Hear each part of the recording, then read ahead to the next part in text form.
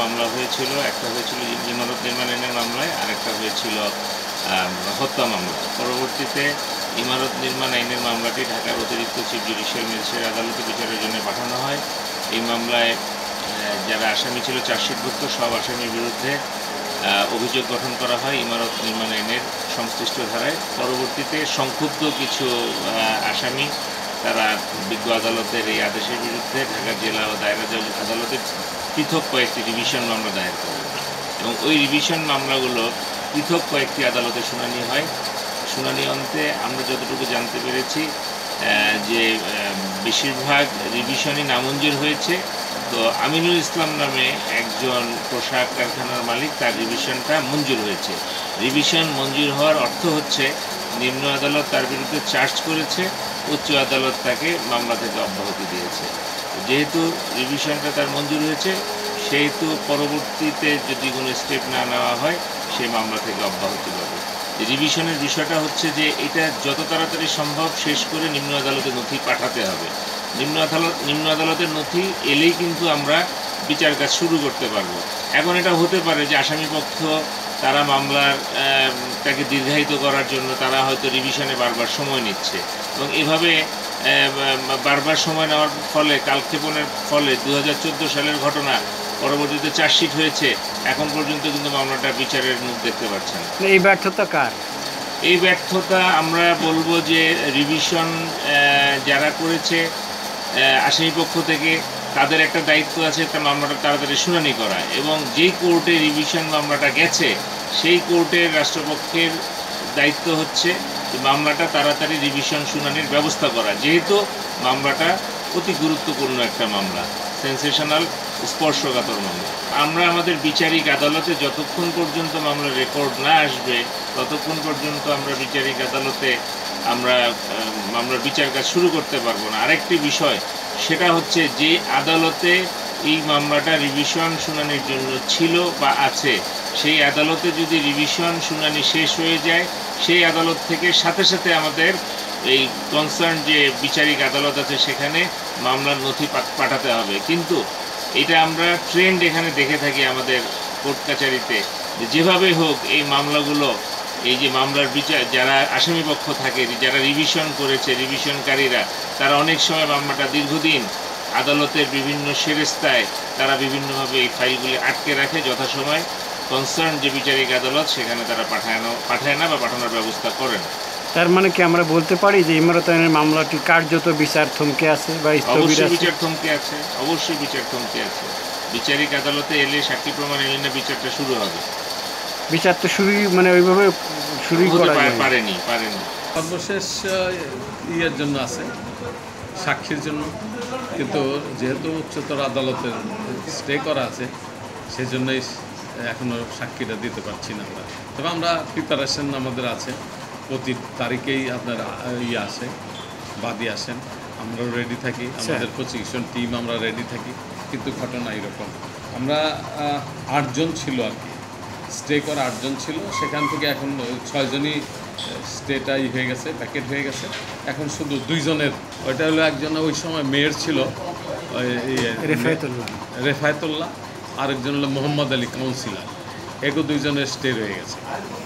এটা তো স্বাভাবিক আসলে না, কিন্তু যেহেতু এটা উচ্চতর আদালতে স্টে করা আছে, এটা আমাদের বক্তব্য তো ওইভাবে নাই।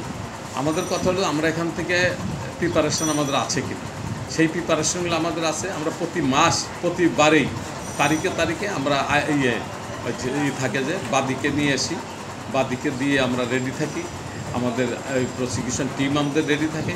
কিন্তু যেহেতু স্টে করা আছে, উচ্চতর আদালতের নির্দেশ আমাদের অবধারিত মান্য করতে হবে। ডিলেটা হওয়াটা তো এটা আমরাও করি না, স্বাচ্ছন্দ্য বোধ করি না। ডিলেটা হওয়া মানে আইনের ব্যাপারটা তো অনেক সময় মনে করে যে যদি ডিলে হয় তাহলে তাদের বিচার সঠিকভাবে পাওয়া যায় না, কিন্তু আমরা অবশ্যই এই ব্যাপারটা করি না, কারণ অনেক কারণে ডিলে হয়েছে। তার মধ্যে এখন যে ডিলে এসছে মেইন কারণটাই আমাদের এইটা যে উচ্চতর আদালতে মামলাটা স্থগিত আছে। এটা তো লাস্টে যে তারিখ ছিল, তারিখের পরই আমরা চিঠি দিয়েছি। আর আসলে তো এখানে চিঠি দেওয়ার ব্যাপার নেই, এখানে তো প্রত্যেকটা মহামান্য সুপ্রিম কোর্ট হাইকোর্ট ডিভিশনের প্রত্যেকটা কোর্টেই কিন্তু DAG আমাদের DAG ডিএজি সাহেবরা থাকেন। ওনাদের তো প্রত্যেকটা কেসেই তো ওনাদের করতে হয়, সরকারের পক্ষে কাজ করতে হয়। স্বাভাবিক এটাও তো সেইভাবেই আছে। এটা তো আমাদের এক্সট্রা বলারও তো খুব একটা সুযোগ নাই, তারপরেও আমাদের করণীয় যতটুকু আমরা চেষ্টা করি। এটা করছেন টাকা মানে ওই তো বললাম, তো অফিসিয়ালি চিঠি আমরা দিয়েছি, চিঠি দিয়েছি। এখন চিঠি দেওয়ার পরেও অনেক সময় দেখা যায় যে তাদেরও ব্যস্ততা, তাদেরও সমস্ত কিছু প্রায়োরিটি বেসিসে যদি কি করে, তাহলে আমাদেরটা প্রায়োরিটিতে কত দূর ওনাদের কাছে হয় সেটা তো আমার এইভাবে জানা। তবে এটা আমি যেটা মনে করি সারা বাংলাদেশব্যাপী একটা চাঞ্চল্যকর ঘটনা, এইরকম চাঞ্চল্যকর একটা মামলা। এই মামলাটাকে দ্রুত বিচারটা শেষ করতে পারলে আমরাও একটু এ ব্যাপারে শান্তি। যে 2 জন বা 8 জনের মামলা যদি স্টে থাকে, অন্যগুলো আমরা মামলা চালিয়ে নিয়ে গেলাম, কিন্তু তার পরবর্তীতে তাদের স্টে ভ্যাকেট হয়ে গেল, যেমন 6 জনের ভ্যাকেট হয়েছে, 8 জনের ভ্যাকেট যদি হয়, তখন আবার এদের জন্য আলাদা আবার মামলা ডাবল করতে হবে। তাহলে আমার জাজমেন্টে আবার অবস্থানটা কী দাঁড়ায়? তাহলে দেখা যেতেছে একটা মামলা 2 বার করেই আমার এই কেসটি করতে হচ্ছে। সেজন্যই আমার মনে হয় যে আমরাও চেষ্টা করি এদিকে থেকে যে অন্তত স্টেটা ব্যাকেট হয়ে গেলে অথবা যাই হোক না কেন, আমাদের বক্তব্য যেটাই হোক না কেন, আমাদের কাজটা শেষ হয়ে ওইটা হাইকোর্টের অর্ডারটা আমরা পেয়ে গেলে সেই অনুপাতে আমরা কাজ করি। আমার বক্তব্য হলো যে যে মামলাটাই হোক না কেন, যখনই ওই মামলার যে কোর্টে নির্দিষ্ট কোর্টে বিচার হবে, সেখান থেকে যে উচ্চতর আদালতে কোনো অর্ডার থাকে, তাহলে সেই অর্ডার আমাদের কমপ্লাই করবে। সেই হিসাবেই তারা এই সুযোগটা নিয়ে নেয়, কারণ তারা সুযোগ নেয়, আমরা কিন্তু সবসময় রেডি থাকি। কিন্তু দেখা যাচ্ছে যে যেহেতু কোর্টের একটা নির্দেশ থাকে, সেই নির্দেশ মোতাবেক আমার কাজ করতে হবে।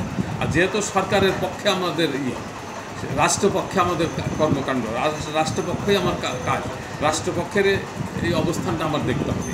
যখন রাষ্ট্রপক্ষে দেখা যেতেছে যে এই ধরনের ঘটনা এইভাবে হয়েছে, তখন আমাকে ওইভাবেই আমাদের কাজটা করতে হবে।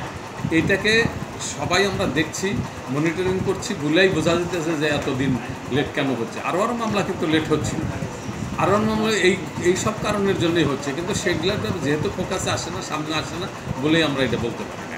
কিন্তু এই মামলাটা কিন্তু সারা দেশের সাধারণ মানুষ যারা ভিকটিম, যারা এটার সাথে জড়িত, যারা ইলেকট্রনিক্স মিডিয়া, যারা প্রিন্ট মিডিয়া, তারা কিন্তু সবাই কনসার্ন এই ব্যাপার, তারা দেখাশোনা করছে এবং দেখছে। আমরাও সে ব্যাপারে কিন্তু সজাগ। আমরা যদি কেসটা আরম্ভ করতে পারি, তাহলে আমার মনে হয় যে আমরা চেষ্টা করবো দ্রুত সময়ের মধ্যে শেষ করা। আচ্ছা, আমরা আরম্ভ করলে পরেই আমাদের অবস্থানটা। আচ্ছা।